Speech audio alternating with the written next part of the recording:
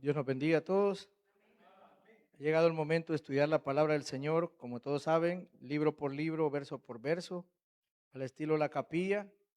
Gracias a Dios es nuestra forma de estudiar la palabra, algo que nos facilita en algunas ocasiones.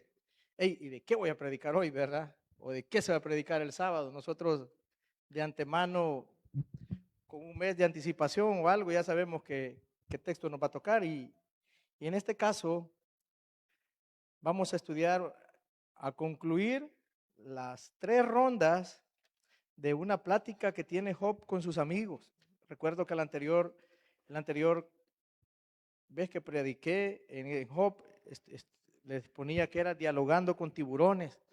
Los amigos de Job habían estado insistiendo: hey, reconoce tu error, reconoce que le has fallado a Dios y por eso te esté yendo mal. Y venían cada uno de ellos con sus argumentos. Mira, es que Dios a las personas que se portan bien las bendice, les da oro, les da plata, volvete a Él y Él te va a bendecir, pero vos no querés volverte al Señor y seguís de arrogante, le dice, diciendo que no has hecho nada. ¿Cómo vas a creer que no has hecho nada si mira cómo te ha ido de mal? Y comenzaba ese diálogo, vea, que era interminable, desde el capítulo 3 hasta ahora que llegaremos al capítulo 27, vamos a iniciar en el 24, han venido 3 rondas de diálogos donde Bildad, Elifaz y Sofar, los 3 amigos de él, básicamente lo han hecho pedazos. En algunas ocasiones Job les ha dicho: ustedes son como malos médicos, les dice, malos doctores, malos sanadores, le ha dicho. Ustedes en vez de venirme a consolar, a achicarme todo han venido, a acusarme. Y es que esta acusación no inició con sus amigos, inició en una corte celestial en el cielo, fíjense. Curiosamente, ahí llegó el acusador y le dijo a Dios: hey, no, Dios le dijo ¿de dónde vienes?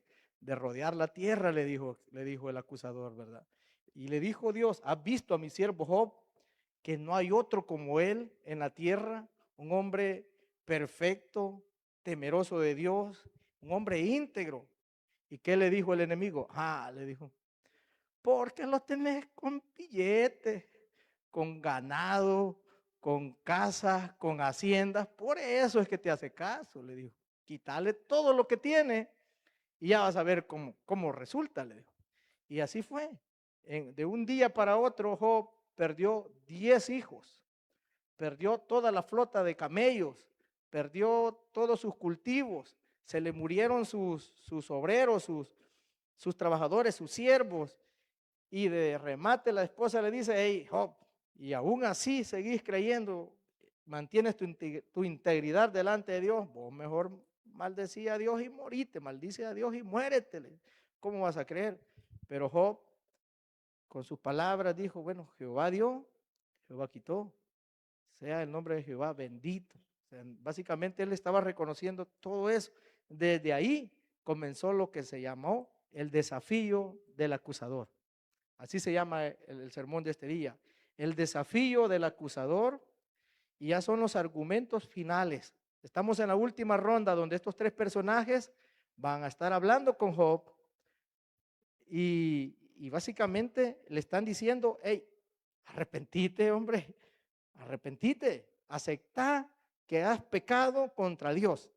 Y Job no tuerce su brazo.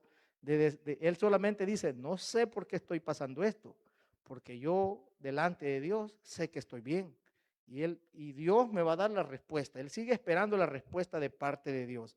Así que leemos Job capítulo 24, vamos a leer los primeros 4 versos y vamos a orar y de ahí vamos a continuar. Así que leemos la palabra en nombre del Padre, del Hijo y del Espíritu Santo. Y sigue Job defendiéndose, porque Job está defendiéndose ya en este momento. Puesto que no son ocultos los tiempos al Todopoderoso, porque Los que lo convencen, los que lo conocen no ven sus días. ¿Por qué los que le conocen no ven sus días?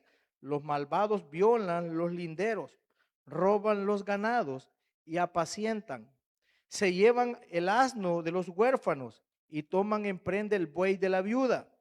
Hace- Hacen apartar del camino a los necesitados y todos los pobres de la tierra tienen que esconderse. Oremos, Señor, gracias porque tu palabra, Señor, ha sido escrita para instruirnos y para mostrarnos a ti, Señor Jesús.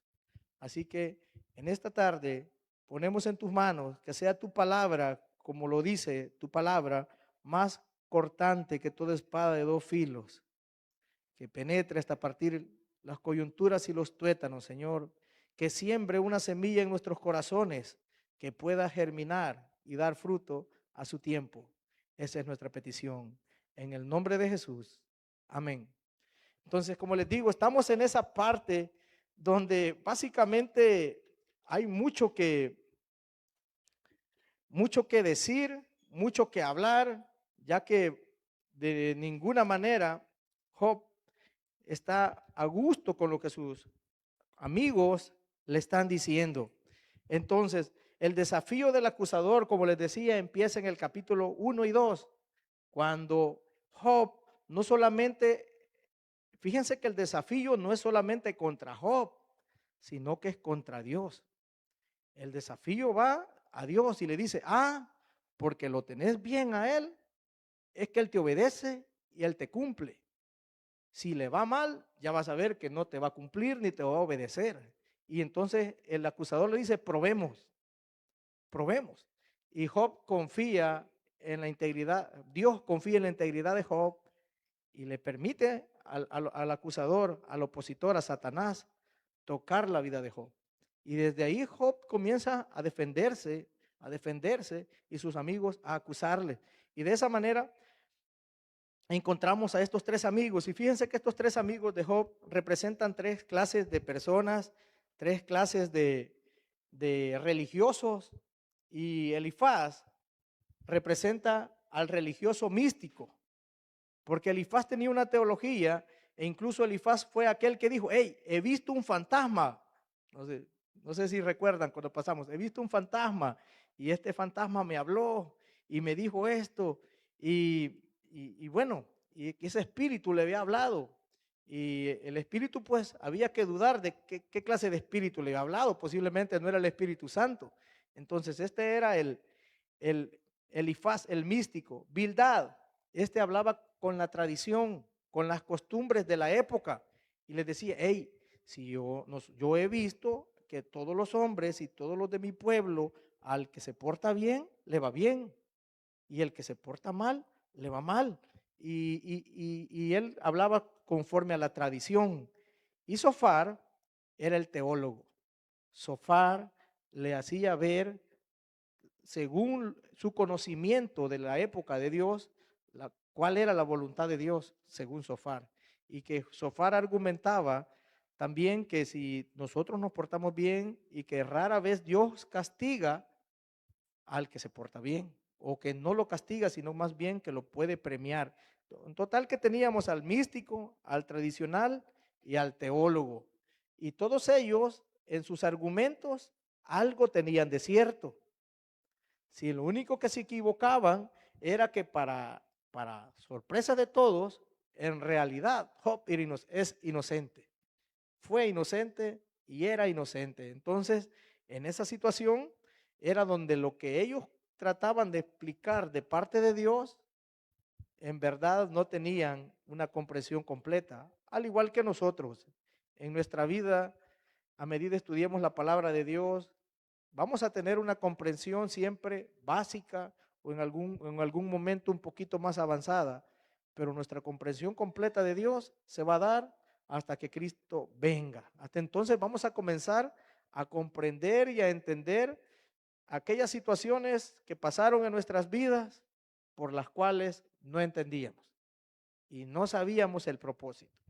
Así que ahora el desafío del acusador ya fue puesto. ¿A cuánto nos gustan los desafíos acá?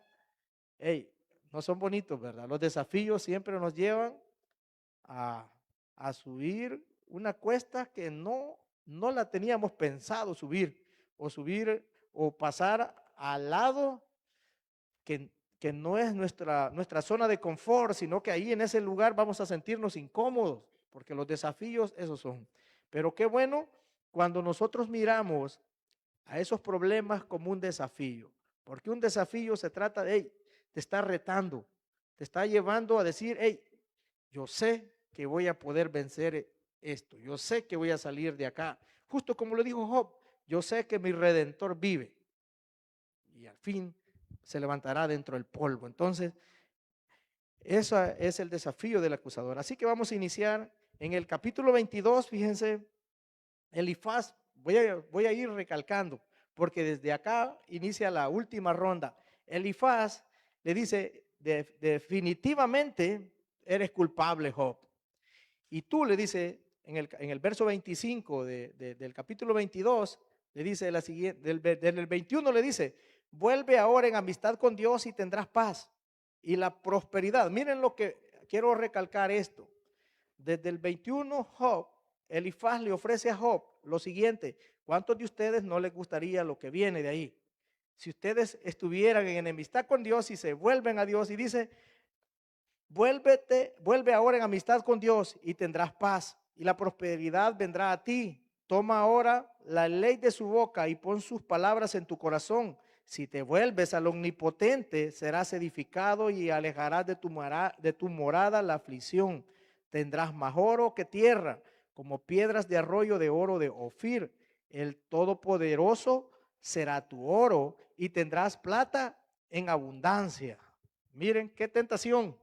Hey, si así es la teología de la prosperidad, hermanos, ¿verdad? Hey, vení al Señor y Dios te va a prosperar.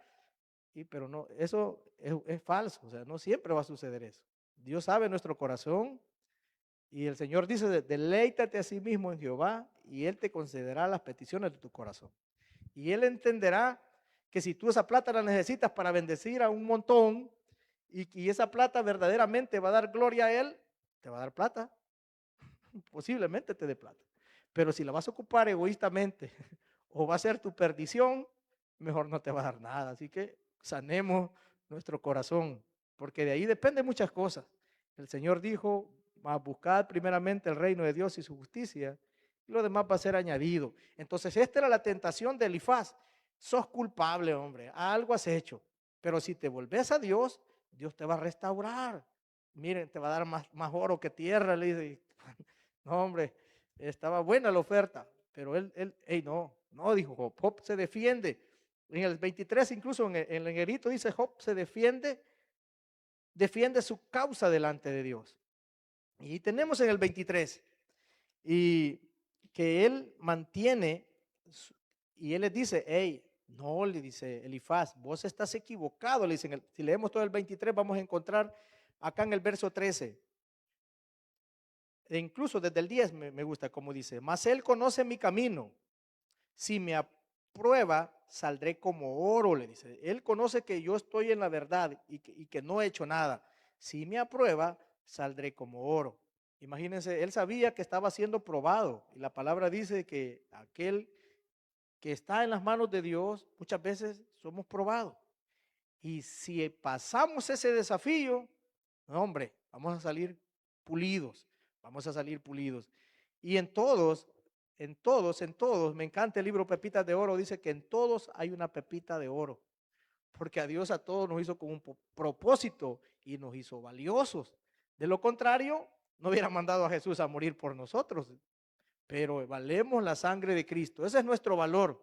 Aquellos que hemos recibido a Jesús como nuestro Salvador, valemos la sangre de Cristo, que vale mucho más que el oro, pero dentro de nosotros hay una pepita de oro.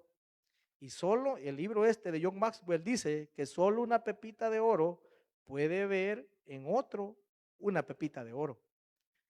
Así que nosotros examinémonos. ¿Estamos viendo las bondades o las fortalezas de las otras personas o solo estamos viendo las falencias y los errores de las otras personas? Porque de eso depende. Si nosotros podemos notar el oro en aquella persona que decimos, no, pero este es rebelde, Este no da una, no hombre, si ni a la iglesia viene, no, si esto, y solo vemos los defectos, pero alguien puede decir, hey, no, pero este tipo cuando sirve lo hace con amor. O cuando viene irradia una alegría, o podemos ver eso bueno en las personas, estamos viendo esa pepita de oro. Y el Señor así nos mira a nosotros, el Señor no nos mira como somos o como venimos, sino que Él nos mira ya pulidos, ¿verdad? Ya cuando estamos en su presencia, y para Él valemos eso. Entonces Él decía, mis pies han seguido sus pisadas, permanecí en mi camino sin apartarme de Él, nunca me separé del mandamiento de sus labios, sino que guardé sus palabras de su boca, más que mi comida. Esto es el argumento de Job, defendiéndose. Pero después les dice en el 12, pero si él decide una cosa, ¿quién lo hará cambiar? Lo que sea, lo realiza. Él pues llevará a término lo que han decidido en cuanto a mí y muchas cosas semejantes que tienen su propósito.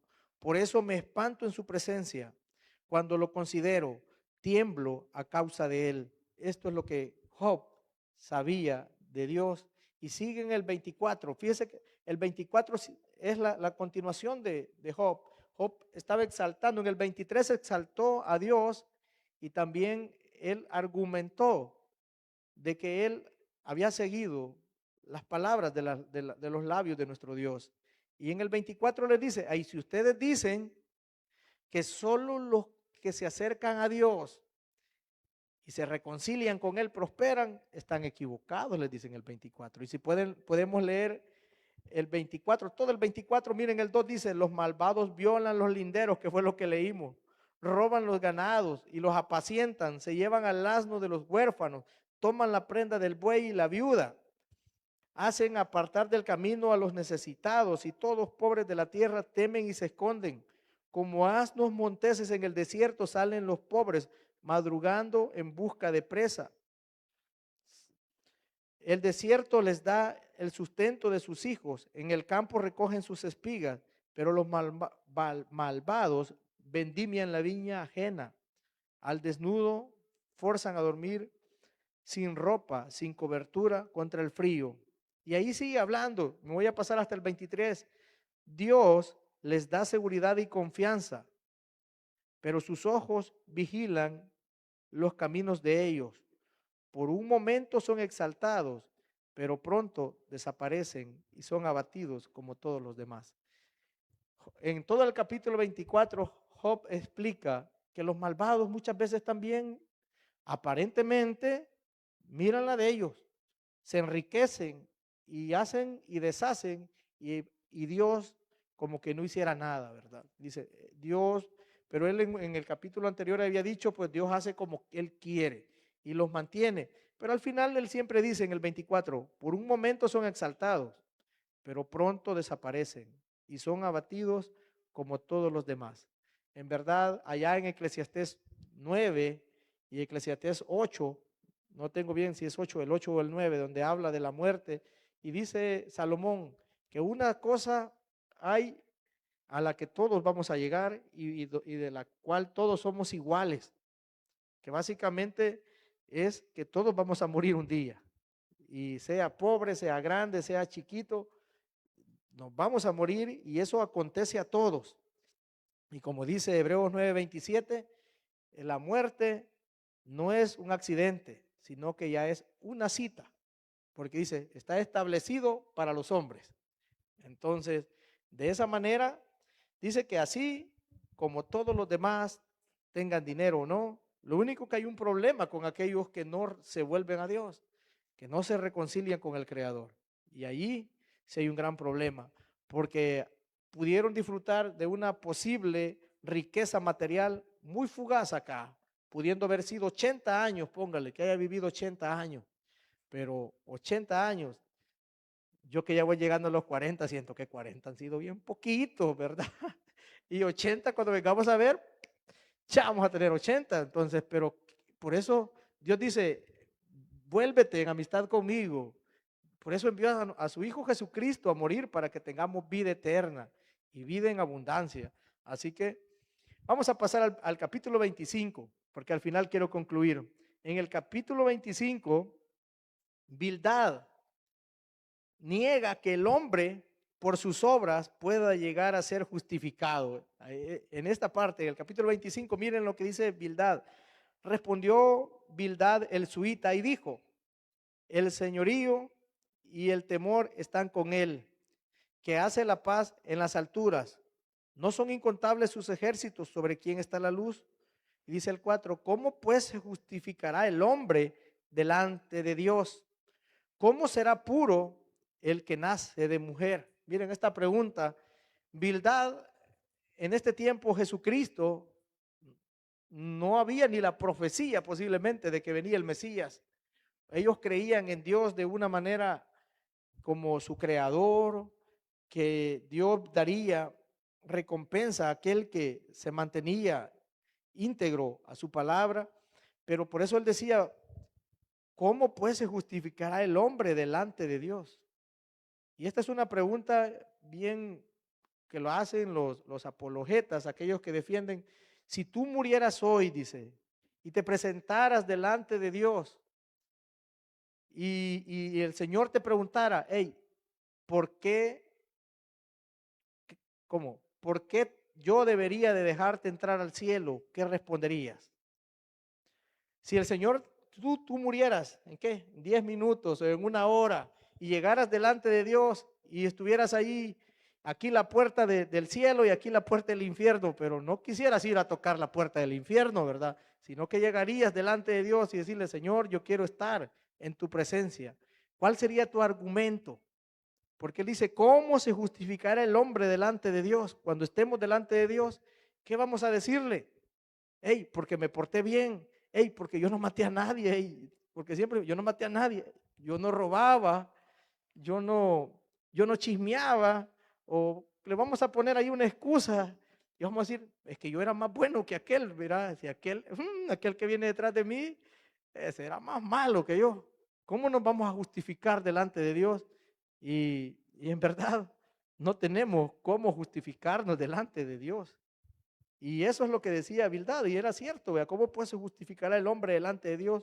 ¿Cómo será puro el que nace de mujer si nosotros entendemos que desde que nacemos ya heredamos el pecado de Adán? Heredamos que estamos destituidos de la gloria de Dios. Desde el momento en que nuestra conciencia, que a los 7, 8, 10 años, ya sabe discernir entre el bien y el mal, ya estamos expuestos a posiblemente una condenación.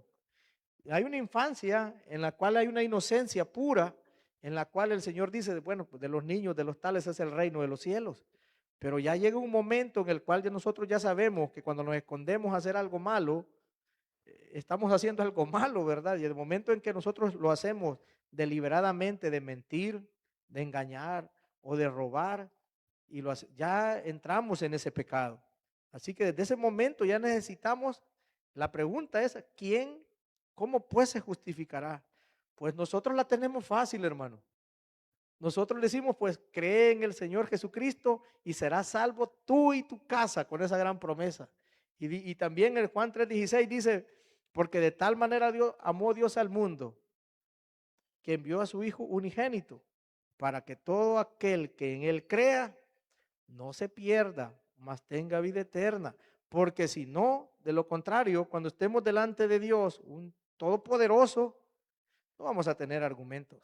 Y sería triste de que teniendo una gran oportunidad, como dice el autor de los Hebreos, ¿cómo pues escaparemos si descuidamos una salvación tan grande, de gratis?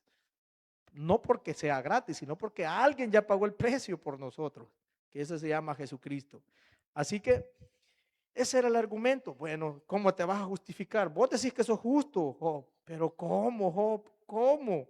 Y eso era el argumento de Bildad. Vamos a leer el 26. En el capítulo 26, Job proclama la soberanía de Dios. Y ahí, así dice en negritas, Job proclama la soberanía de Dios. Y me encanta, vamos a leer el 26, una parte. Respondió Job y dijo, ¿En qué has ayudado al que no tiene fuerzas? ¿Cómo has protegido el brazo débil? ¿Qué has aconsejado al que está falto de ciencia?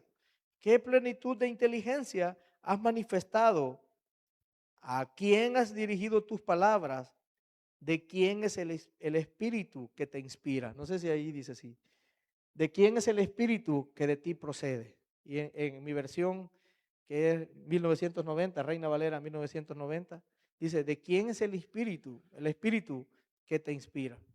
Entonces le dice, hey, Bildad, ¿quién te está inspirando? ¿De quién proceden tus palabras? ¿A quién has ayudado? Si de verdad tú crees que, que delante de Dios nadie se va a justificar, entonces, ¿cómo vos también te vas a justificar? ¿Qué tantas buenas obras has hecho? Y de ahí dice el 5, las sombras tiemblan en lo profundo, los mares y cuanto en ellos mora. El Seol está descubierto delante de quién? Delante de Dios. Y el Abadón no tiene cobertura. Y aquí comienza Job a hacer este poema. El capítulo 26 es un poema. De hecho, todo el libro es poético. Y por eso ya he dicho en algunas ocasiones que muchas de las frases y palabras que están escritas en el libro de Job no pueden tomarse como una doctrina, porque entendemos que es un libro poético, un libro que lo que lleva es a darnos figuras literarias y nos muestra, incluso ya va a hablar de una serpiente tortuosa y habla de una serpiente, de diferentes figuras que él está utilizando para dar a entender una idea. Y recordemos que la poesía hebrea no es como la poesía aquí en Latinoamérica, que es de rima y rítmica y que concuerden las palabras, vea, con el acento. La poesía hebrea se trataba de figuras, de símbolos, de imágenes, y de esa manera redactaban ellos. Así que miren el 7. Él extiende al norte, el norte sobre el vacío, cuelga la tierra sobre la nada. Estos son datos científicos, porque hay algunos, los quienes son tierra plana acá, ¿verdad? Pero hay quienes que todavía que creen que todavía la tierra es plana, ¿verdad? Cuelga la tierra sobre la nada, encierra las aguas en sus nubes, o sea, le estaba describiendo el ciclo del agua, ¿verdad? Y las nubes no se rompen debajo de ellas, pero he sabido de que en México, ¿verdad? Tienen un instrumento que cuando las nubes van pasando, tienen algo para hacer que ahí llueva. No sé si será verdad,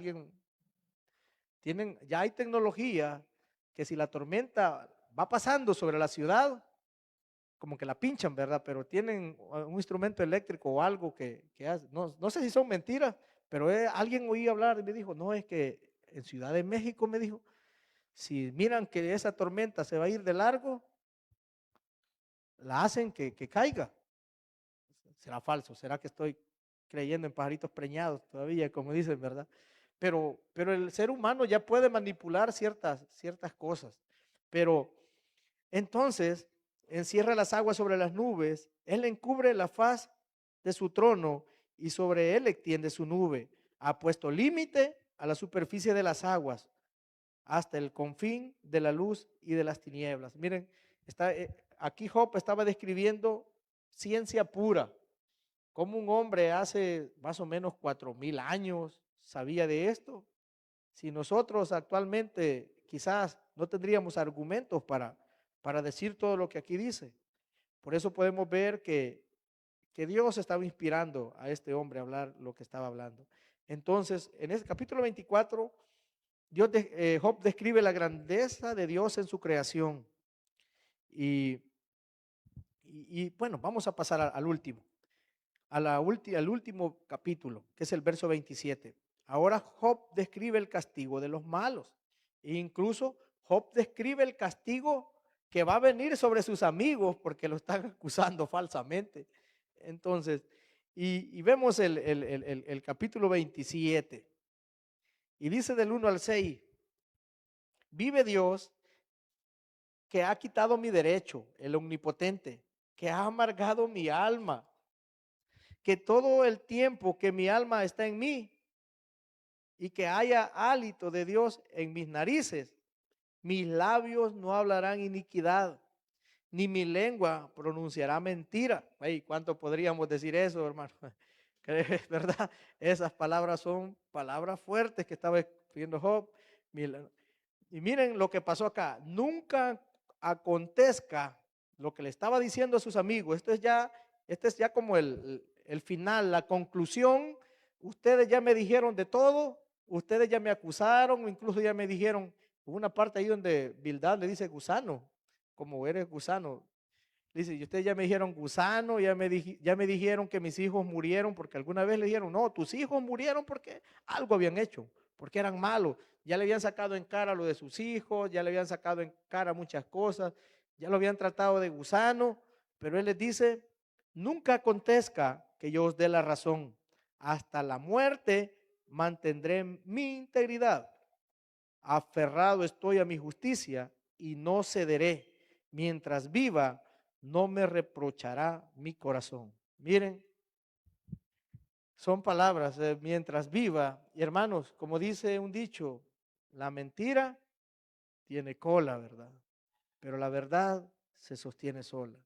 Cuando nosotros estemos en algo que es verdad, por más que nos forcen, aquí viene la parte para nosotros, cuando nosotros estemos siendo confrontados, estemos siendo desafiados a mentir o a aceptar la culpa de algo que verdaderamente en nuestro corazón y delante de Dios sabemos que es mentira, muchas veces vamos a perder, incluso así como Job, que Job se sentía amenazado por sus amigos. Sus amigos le ofrecieron que si se venía delante de Dios le iban a dar, le iba a tener plata, iba a tener oro, pero que se arrepintiera que algo había hecho. Vino el otro, bueno, si no querés plata ni oro, vos sos gusano, hombre, vos sos como un gusano, ¿y por qué no te arrepentís? Lo atacaron desde todos los ángulos, le dijeron de todo, pero él al final dice, nunca acontezca que yo les dé la razón. Y es así, para concluir, porque solo tenemos 10 minutos. Entonces, después de todo esto, el desafío del enemigo no era solo contra Job, sino contra Dios. ¿Qué hubiera pasado si Job le dice, hey, tienen razón, yo me tengo que volver a Dios, yo tengo, algo hice delante de algo malo he hecho, en verdad fui un tonto en creer que no había hecho nada? Si Job le da la razón a sus amigos, Satanás le hubiera encarado a Dios. Job estaba siendo íntegro delante de Dios. Miren, el detalle, el drama no era solo aquí en la tierra, porque Satanás le estaba diciendo a Dios, hay algo malo, hay un error en tu creación y en la forma en que tú diriges el mundo. Eso le estaba diciendo Satanás. Hay un error en la forma en que tú diriges al mundo, porque los que te obedecen porque vos les das todo. Y ahora yo te voy a probar que si le quitas todo, no te voy a obedecer. Ese era el desafío del acusador, iba para Dios. Dios estaba siendo desafiado y Job estaba poniendo la cara por Dios. Y él al no aceptar, y él dice, hey, yo mientras viva hasta la muerte no le voy a dar la razón. Al no darle la razón Job a sus amigos, Satanás ya no tenía cómo encarar a Dios. Es decir, hey, mas Dios le dijo, ya viste, ¿verdad? Mi siervo Job, que no blasfemó. Y a pesar de que le ofrecieran lo que le ofrecieran, se mantuvo. Entonces, Job, al no aceptar, al no dejarse doblegar por ese desafío, glorificó el nombre de Dios. De esa manera Job glorifica a Dios y asimismo como Job es un tipo de Cristo, porque Job representa en parte a Cristo. Es cierto que Job ha sufrido de muchas dolencias y de muchos padeceres, pero la historia de Job está en medio de una historia principal, que es la historia de nuestro Señor Jesucristo. Porque toda la Biblia habla de nuestro Señor Jesucristo. Y Job, al hacerse valiente, mantener su integridad, mantener la palabra de que él estaba en la verdad, glorificó a Dios. Así nuestro Señor Jesucristo. El enemigo también vino donde Jesús, cuando Jesús había ayunado 40 días y el enemigo vino también a tentar a Jesús y le dijo, hey, si sos el Hijo de Dios, convierte estas piedras en pan. Y miren, ¿dónde estaba el desafío? ¿Dónde estaba la acusación ahí de parte del diablo hacia Jesús? Si sos el Hijo de Dios. ¿Cómo que si sos el Hijo? ¿Cómo que si sos? ¿Verdad? Y si Jesús le ha dicho, no, si yo puedo hacer esta, va, 12 canastadas de pan, ¿cómo que si sos el Hijo de Dios? Entonces nosotros también, si somos hijos de Dios y hemos reconocido a Jesús, nadie nos tiente de esa manera. Hey, si sos cristiano, vea, no hables malas palabras. De hecho, no tendríamos que hablar mal. Si sos cristiano, si sos un hijo de Dios, no tenemos que tener duda de que somos hijos de Dios. Si nosotros, ¿y cómo no tenemos duda de que somos hijos de Dios? Cuando esperamos que Él regrese. Si nosotros estamos esperando que Cristo venga y decimos, y también le tememos y nos limitamos a hacer las cosas que nos agradan con respecto a cosas pecaminosas y decimos, no lo hago porque sé que Él está en mí, porque sé que Él me ayuda, porque sé que Él lucha y pelea por mí. Entonces tienes una confianza férrea. Y también, y a Jesús también le dijo, si eres el Hijo de Dios, tírate de aquí y los ángeles van a venir a recogerte. Y la Biblia así decía, porque Satanás sí se puede la Biblia, pero, pero ahí faltaba una parte que Satanás no la estaba diciendo. También le ofreció los reinos, pero Jesús sabía que eran de él y que le pertenecían. Lo único que no era el momento para tomarlos, ¿verdad? Va a llegar ese momento en el cual él va a regresar en gloria y entonces ya no habrá más llanto ni dolor y toda rodilla, quieran o no quieran, se doblará ante él, como dice Filipenses. Así que Job era un tipo de Cristo. Jesucristo también, cuando ya fue llevado a los tribunales, ¿se acuerdan cuando, ahorita no me acuerdo si fue Herodes o de todos los que lo tuvieron, y le dijeron, ¿eres el rey de los judíos? ¿Eres tú un rey? ¿Qué le dijo Jesús? Tú lo has dicho. Jesús en ningún momento se desmintió de las acusaciones que eran incluso eran falsas, o sea, en contra de él, pero él no se doblegó, porque si Jesús la tenía fácil para zafarse, no, si yo soy, como dijo aquel, el trilema de Lewis, o Jesús era un loco, o Jesús era un mentiroso, o Jesús era Dios. Y él dice, es que solo hay tres cosas. O Jesús era un loco diciendo que era Dios y así andaba diciendo que era Dios. O Jesús era un mentiroso o Jesús era Dios. ¿Qué creen ustedes? Que Jesús era Dios. Y él logró, a pesar de que las adversidades y los desafíos llegaran, mantenerse firme hasta el fin, así como Job. Y con su muerte vencer al pecado y con su resurrección darnos esa esperanza de vida eterna a todos los que ahora le seguimos. Amén. Señor, gracias porque tu palabra, Señor, nos instruye, Señor, a que los desafíos en nuestras vidas vendrán todos los días, Señor, pero en tus fuerzas sabemos que podemos vencer. Ayúdanos a poder verte sin religión, sin dogmas, sino más bien solo por lo que dice tu palabra y por lo que tú haces y has hecho en nuestras vidas, Señor. Ayúdanos a poder cada día comprender que tú vas más allá de que lo que nuestros ojos puedan ver. Ahora, si hay alguien en esta tarde que quiere recibir a Jesucristo, aquel que con su sufrimiento pagó por nuestros pecados en la cruz, levanta tu mano o ponte de pie.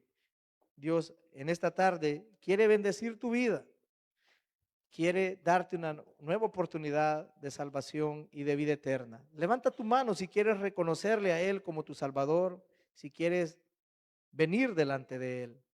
Señor, gracias te damos, porque la mayoría que estamos acá somos tus hijos. Pero si hay alguien que no te has reconocido ahora, Señor, dale una nueva oportunidad de salvación y vida eterna, Señor. Gracias porque tu palabra la dejaste escrita y permanecerá para siempre. Y en el momento en el que tú hables a nuestra vida y toques nuestro corazón, permítenos un corazón rendido a tus pies, Señor. Permite que un día podamos rendirnos a tus pies.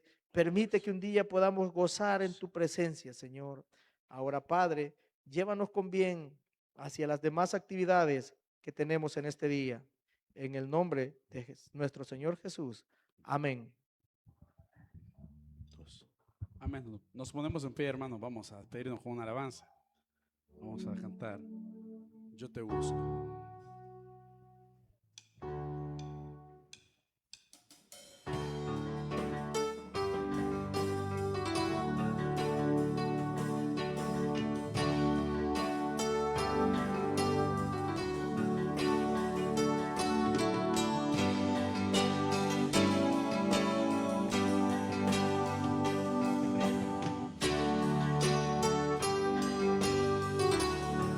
Te busco. Yo te busco. Yo te busco con fuego de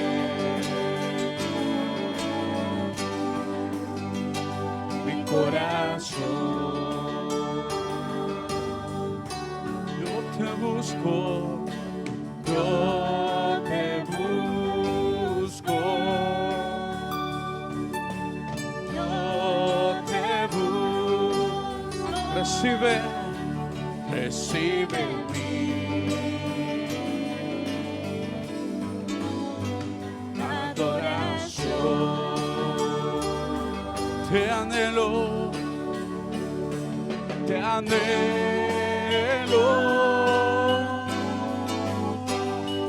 Necesito,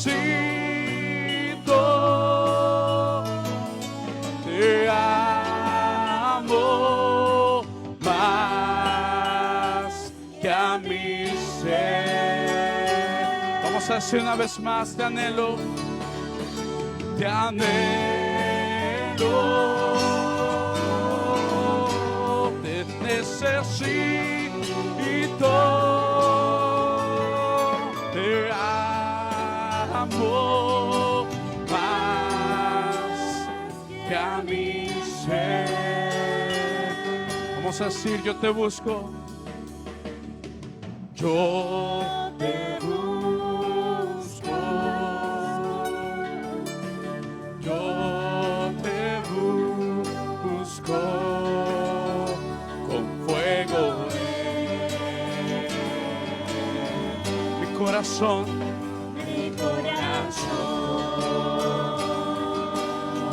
Oh, yo te busco, yo te busco, yo te busco. Recibe, recibe mi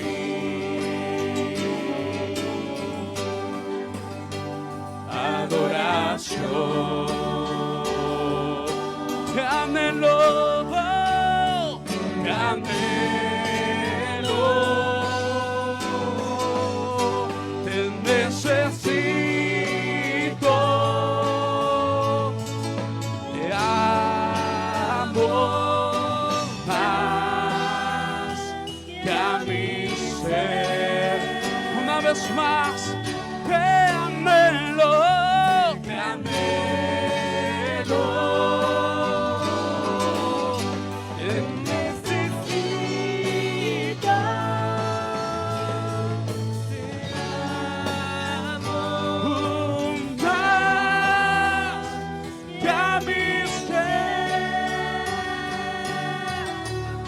Te anhelo, te anhelo,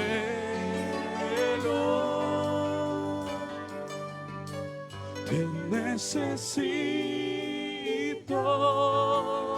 Dile al Señor, te amo más que a mi ser. Ahora más fuerte, la última vez, te anhelo, te anhelo, te necesito, te amo más que a mi ser, más que a mi ser, más que a mi ser.